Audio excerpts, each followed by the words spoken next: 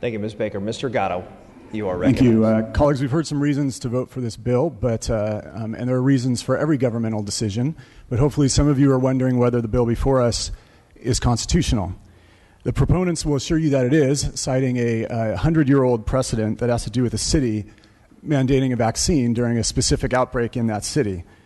What they don't tell you is that that same case, although never explicitly struck down, has been soundly repudiated. First, that opinion was written before our courts recognize the concept of substantive due process, which means simply that certain civil rights are so fundamental that government action cannot substitute its perceived wisdom to take them away.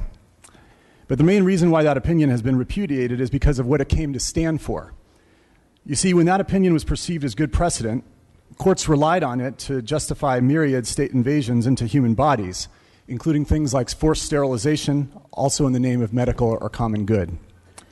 In the name of common good and protecting others and stopping an outbreak, could the state metaphorically invade our bedrooms and mandate that everybody have protected sex so that an STD epidemic does not spread?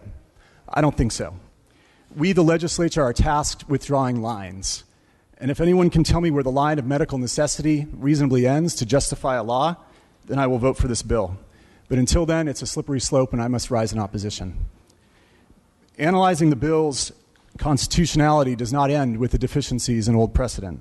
The core question here is whether the state can tell parents what medicines to put in a child's body. The general guidance comes from Troxel versus Granville, a Supreme Court opinion from the year 2000.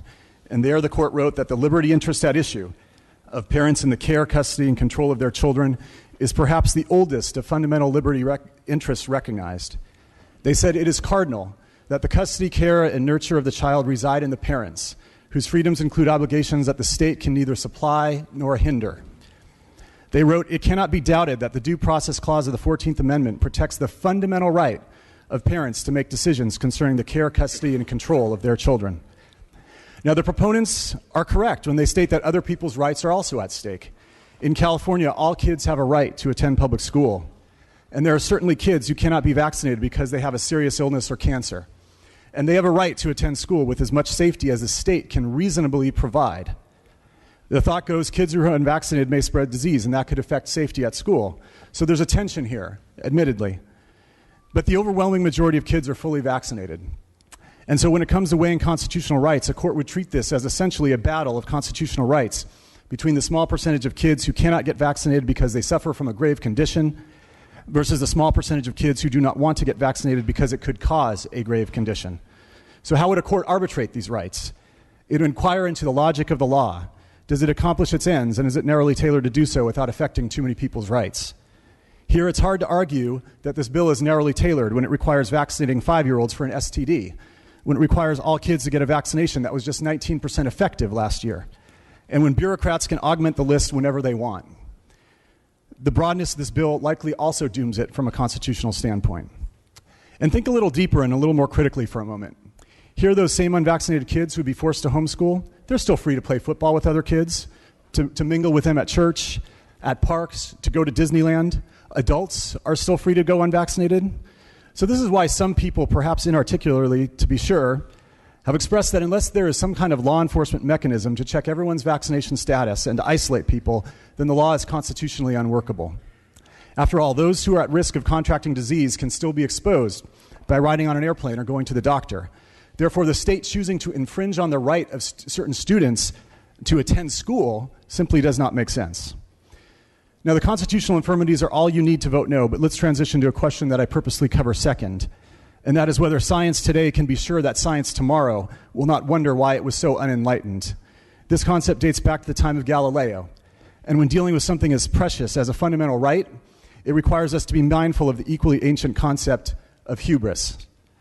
The United Kingdom had a swine flu outbreak in 2009, and they don't have a constitution like ours, so their solution was simple. 6 million people were vaccinated in a program that was called unprecedented for its scale and speed. 30 seconds, Mr. Well, it turns out that for 1 in 50,000, that vaccine causes the immune system to attack entire clusters of neurons in your brain.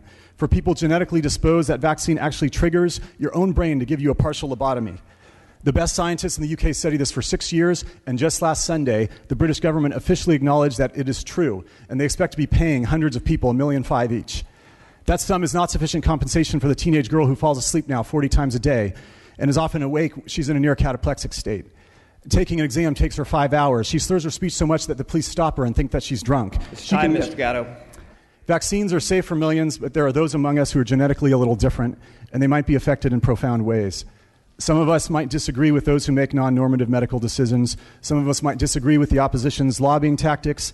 Some might call parents names. Some might even call them eccentric, but that does not change the constitutionality of this bill. In fact, in circumstances like this, when considering unpopular opinions, we are on the hook for more vigilance.